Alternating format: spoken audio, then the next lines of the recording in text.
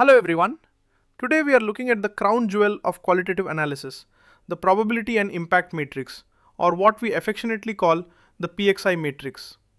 Formally, this is a grid for mapping the probability of each risk occurrence and its impact on project objectives if that risk occurs, used to determine which risks need a response. In plain English, this is your priority map. It's the tool that takes all those messy worries and puts them into colored boxes so you know exactly which ones are dangerous and which ones are just noise. I remember a project where we had 200 risks on our list and the team was absolutely paralyzed. By using a simple PxI matrix, we realized that only 12 of those risks were in the red zone. Suddenly, everyone stopped panicking and started working. It's like having a triage system in a hospital. You handle the life-threatening stuff first. So now that we've mastered the idea that the PxI matrix is our primary sorting tool, you might be wondering how we actually build the grid itself. Well, that brings us right into our next step, which is designing the grid structure. This brings us to designing the grid structure. The technical books describe this as the establishment of a matrix, typically a 3x3, 4x4 or 5x5 grid, where one axis represents probability and the other represents impact. To put it simply, this is setting the stage. You have to decide how much detail you want. A 3x3 grid is quick and easy for small projects, but most professional RMPs prefer a 5x5 grid because it gives you more room to separate the almost certain from the highly likely. Stay with me here, because you've probably seen this at the office. If your grid is too small, everything ends up in the middle. By picking the right size for your matrix, you ensure you have enough bins to sort your risks accurately. Now, while having the grid is a great start, the real magic happens when we decide which colors go in which boxes, which leads us straight into the world of defining the risk score. Now we have to tackle defining the risk score. Formally, the risk score is a value calculated by multiplying the probability score by the impact score, which determines the risk's location within the matrix. In everyday speak, this is the risk math.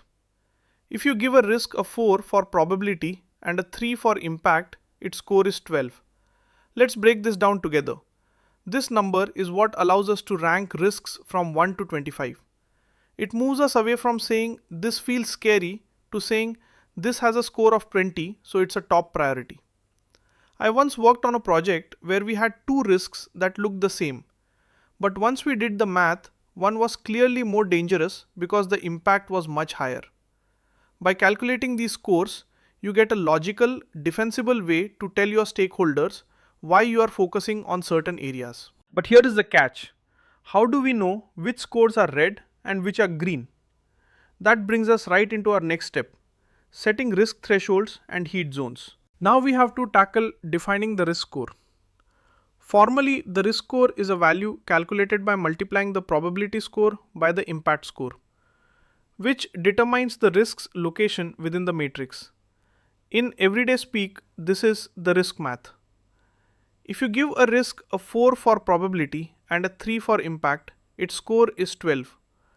Let's break this down together. This number is what allows us to rank risks from 1 to 25. It moves us away from saying this feels scary to saying this has a score of 20, so it's a top priority. I once worked on a project where we had two risks that looked the same, but once we did the math, one was clearly more dangerous because the impact was much higher. By calculating these scores, you get a logical, defensible way to tell your stakeholders why you are focusing on certain areas. But here is the catch. How do we know which scores are red and which are green? That brings us right into our next step, setting risk thresholds and heat zones. Let's look at plotting and data visualization. Technically, this is the process of populating the matrix with identified risks to provide a visual representation of the project's overall risk profile. In simple terms, this is putting the dots on the map. When you see 20 dots in the red corner, you know you are in for a bumpy ride. I remember presenting a populated PxI matrix to a board of directors. Instead of reading a 50-page report, they took one look at the clusters on the grid and said, "Okay, we see the problem. What do you need from us?" It's a powerful communication tool. By visualizing the risks this way, you make the abstract uncertainty of the project feel very real and manageable for your stakeholders. Now, while having a static map is a massive win, we have to remember that project risks aren't frozen in time, which brings us right into our final step. Finally, we reach dynamic matrix maintenance. The formal definition is the iterative review and updating of risk positions within the matrix as new information becomes available or as project conditions change. In plain English, this is moving the pieces. A risk that was red in the beginning might move to green after you finish a certain phase of work. Or a yellow risk might suddenly jump to red because a vendor went on strike.